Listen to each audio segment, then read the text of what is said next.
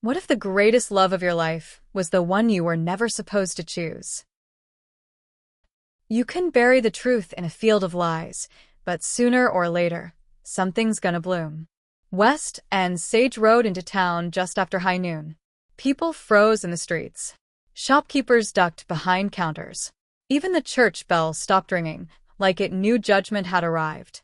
Sage wore her mother's old riding coat. West bled through his shirt, but his eyes? Cold steel. They weren't lovers in hiding anymore. They were storm clouds with a pulse. Mayor Calloway was already waiting, flanked by hired guns and trembling politicians. His wife stood beside him, veil over her face. Sage dismounted slowly, hands raised. "I'm not here to run," she said. "I'm here to speak." Her father's voice cracked like a whip. "Then say your piece and leave. You're not welcome here." West stepped forward. "Neither are thieves." He tossed the ledger on the ground. Pages fluttered like broken wings. Sage's mother stepped forward. For the first time in her life, she looked her husband in the eye. "I watched you bury Jesse Adler's father," she said. "I kept your secrets, but I won't keep your sins." Gasps rippled through the crowd like gunfire. Mayor Calloway's jaw twitched. "Lucille, think very carefully." "I have," she said, "for 20 years. It happened fast." One of the mayor's men raised a rifle.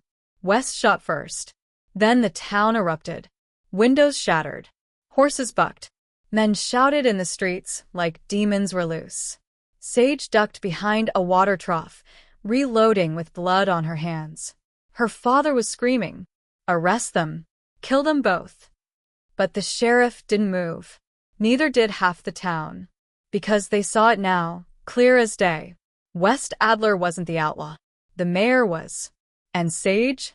She wasn't the girl in the stained glass window anymore. She was fire.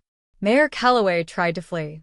But Sage cornered him in the church, the very place he made her kneel and swear to God she'd obey. "You raised me to be silent," she said, voice shaking. "But I found my voice in the man you tried to bury." He looked old now. Small. Pathetic. "You're throwing away your legacy for a boy with a stolen name," he rasped. "No," she said. "I'm building a new one." To watch the full story unfold, click the link below. Because some stories deserve to be felt all the way through. This is Everlore Diaries, where every story leaves its mark.